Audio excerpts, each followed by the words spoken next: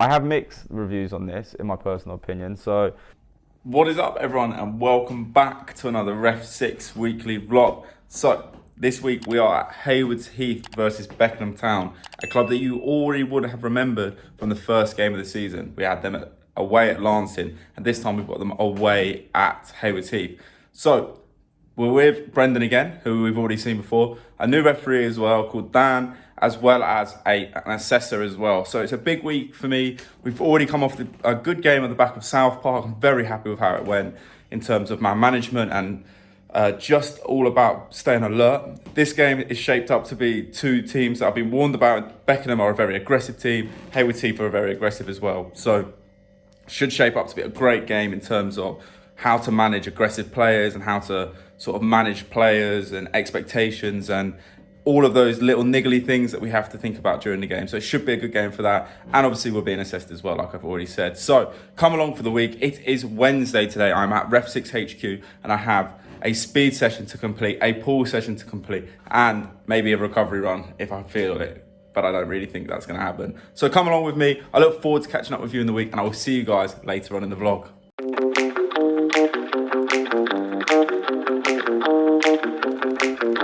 Good morning, everyone. So it's match day today. It is 9 o'clock. The weather looks okay. It looks like it's rained overnight, so the pitch should be soft, which is great. In terms of today, it's going to be a usual day.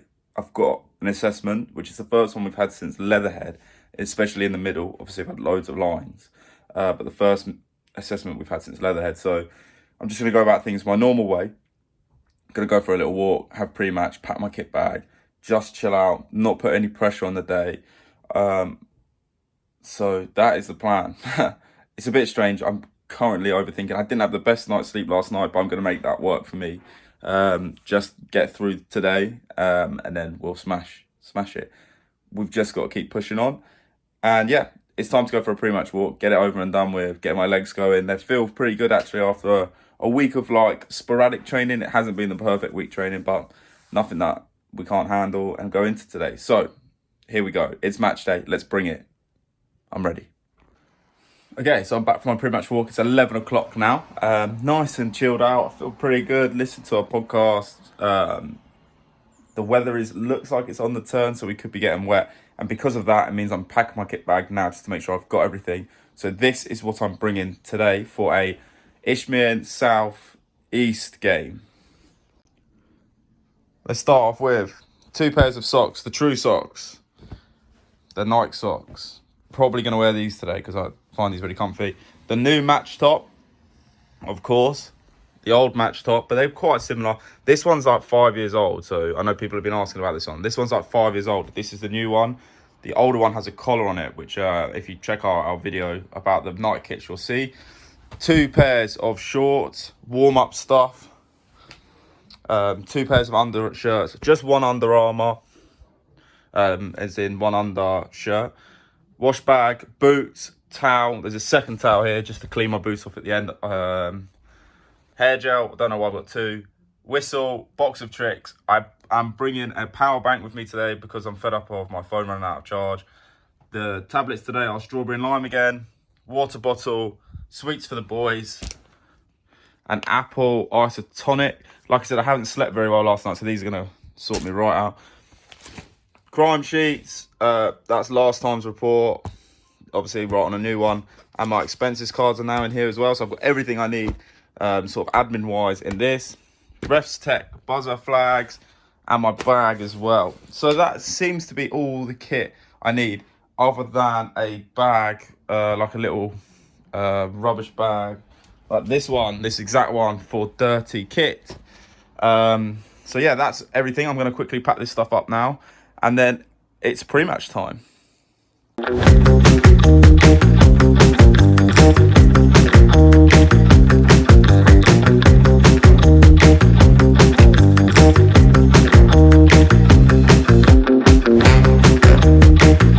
Okay, pre-match. The time is just past 12 o'clock. I've just found out Brighton are playing at home, so I've got to leave a little bit earlier because the traffic is mental where I'm picking the boys up.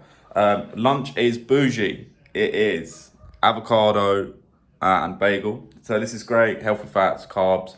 Nothing too heavy as well, which is obviously something we like. Plenty of gels, sweets, and energy tablets as well to keep me going. So, as always, because this is the last thing I'm going to do before getting to the ground, my pre-match playlist is here. A few new additions. I'm going to see if I can get the boys to put some songs on it as well. All the people I meet, I'm going to see if I can get them to add one song so it permanently builds, because I know my playlist is indifferent, shall we say.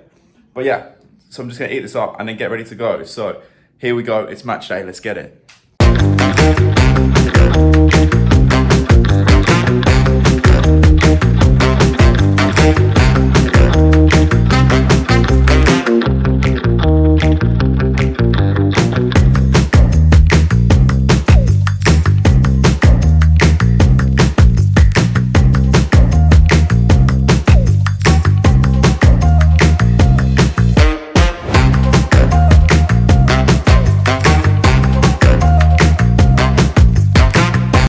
Hello everyone. So I've just dropped the boys off, and I thought I did well. Very niggly griggly game, if we want to call it that. So my quick hot take for the day was 6 cautions, 2 again for delaying the restart, but with an assessor there, you know, hopefully he picks up on doing the right things, because that's what I got caught on last time for delaying the restart, for players knowing what they were doing.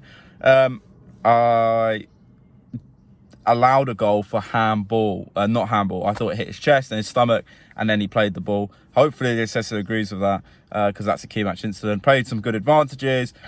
You know, I'll put my REFSIX stats here for the moment. I ran 9.5k, which is better than normal, but we'll go through that in detail later. So I've got the debrief tomorrow. I think it went well. I'm quite happy with how it went.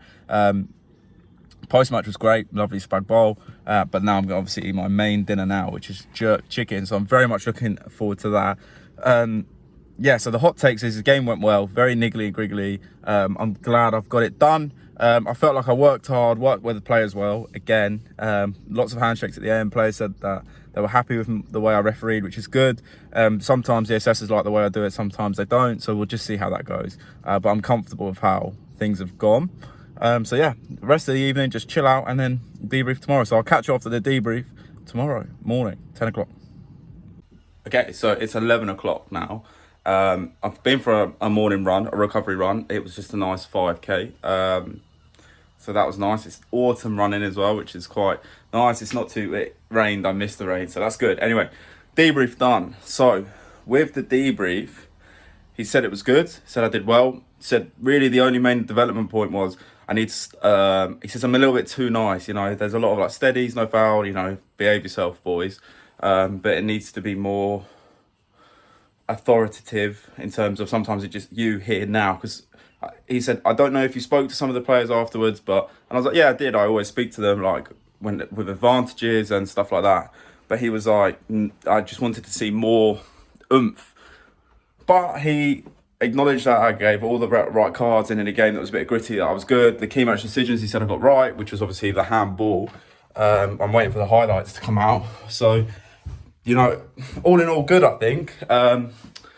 We'll just have to wait till the assessment comes through. So I've spoken to my coach and everything seems to be positive, shall we say. So yeah, just waiting now. So yeah, I will hopefully get the report by Tuesday. I don't have a game next week as it stands. So fingers crossed it comes through all right, and I'll speak to you when it comes through. Hello everyone, so we are at the point of the season where I've got my third assessment. So today's Wednesday, I had the game Saturday, and I've had my report through on the Tuesday.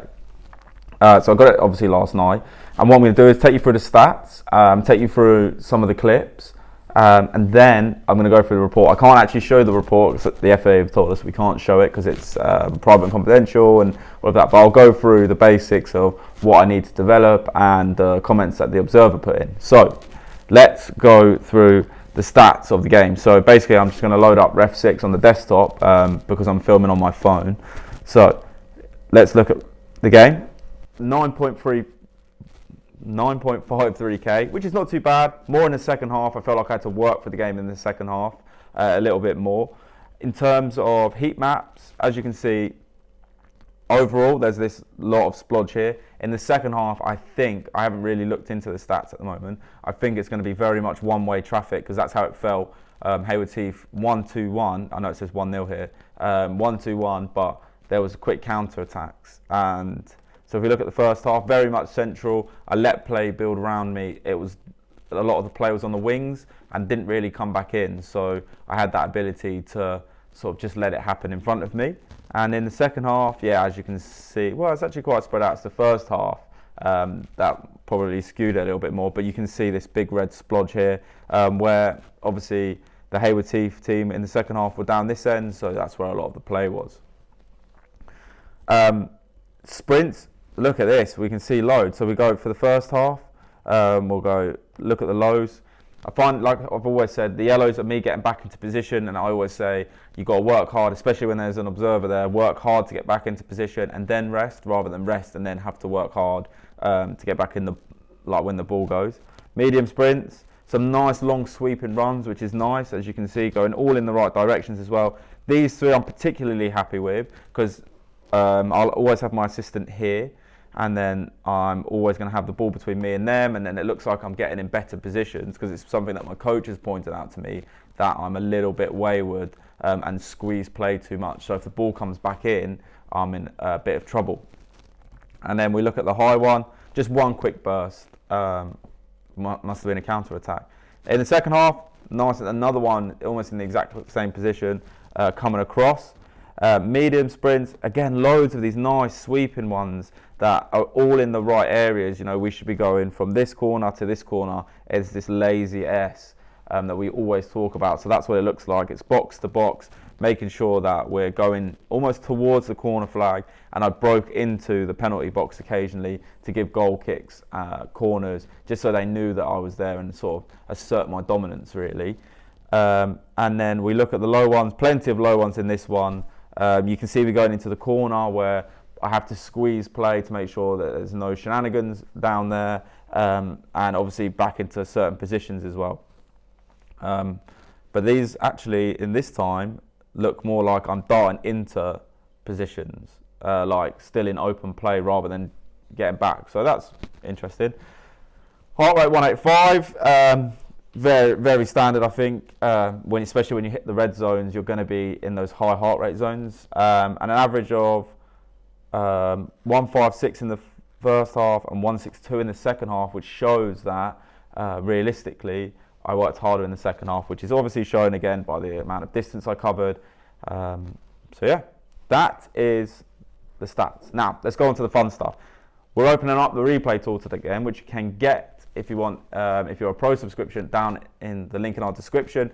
It's completely free when you obviously get a pro subscription, and if you've got the full footage, this is how you do it. So I've already calibrated it, but obviously we'll put a tutorial video here if you want to learn how to calibrate it. So the first half for the first goal was a free kick.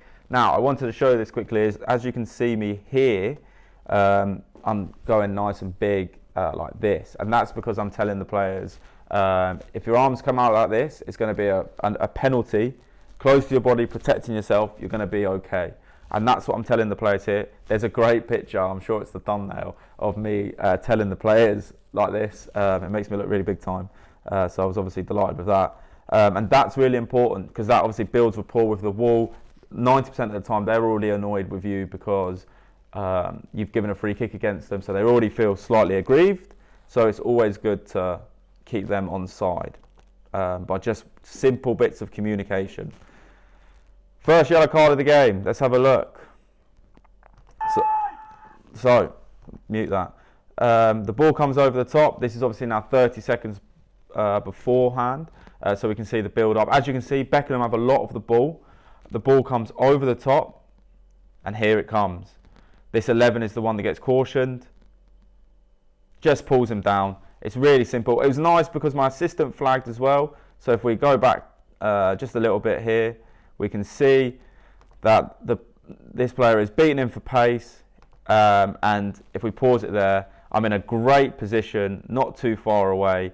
And you can see him pulling him back. Has no intention of playing the ball, which is an easy caution. As you can see, I'm blowing my whistle and my assistant is out, giving it the same time to really sell that decision. So that's class. The next one doesn't come till the 66th minute. So as you can see, it comes from a corner. Again, Beckenham are attacking, as you know, it happens a lot. Big tackle comes in there, wins the ball clean, no complaints, but here we go, crunch. So if we just take that back a couple of seconds, so if we go out of the full view, and then this rewinds it 10 seconds. So, there, nice, easy crunch. And in my opinion, it was an easy decision because, sorry, while I faff about quickly. Here we go. So if we pause it here, he's gone to play the ball and I think missed, and he's not played the ball, he's played the man. Again, this is good for me. Luckily, I don't have to use the replay tool so much because it's quite a wide angle, but you can see how close I am to play, very unobstructed. And what I thought I was good at today is I blew the whistle and ran in, so you can see me blowing and running. So that means when I'm finished blowing the whistle and they've looked up, I'm on top of them and I'm given a yellow card. So I've got the yellow card in my hand, doing it on my watch, so he knows it's coming, having a quick chat with him, and then slowed the game down a little bit. And a nice strong yellow card, I think, actually. It's one of the things I've been trying to work on, my cautioning technique, because I've only just started putting the cards in my pocket, so putting it up in the air is quite interesting, let's put it that way. And then, here we go for a lot more yellow cards here. So we've got delay in the restart, we don't need to see that, but we've got a foul tackle here. Again, this comes from a quick break, so you've always got to be ready what happens in these situations. So you can see I'm on my toes, which is good. Quick play. Okay, look, do we really need to explain that? He's moving forward, the defender knows he's there, and I've just given a nice quick yellow card as well to follow it up. This one's a little bit more interesting. So this one is a descent caution. So we can see the attacker come down. So this is where I probably got that red sprint where I'm trying to run in. I still haven't entered the frame yet, so I don't know where I am. Oh, here I am, just walking in. So I probably needed to put in a little bit more of a run there. And you can see, hold on, there we go. So let's go back 10 seconds. As I enter the frame, you can see I'm scanning. I look around, someone's talking to me. I look around again and he's having a pop, this guy, and then he's giving me the expletive. So nice and simply, he accepts the caution. I don't know why he said it, but he accepts the caution, and all his team are like, what is the point?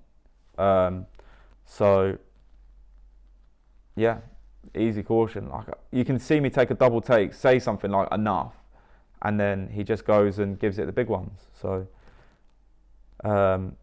another quick instance is stuff like down here that we've got to be ready for.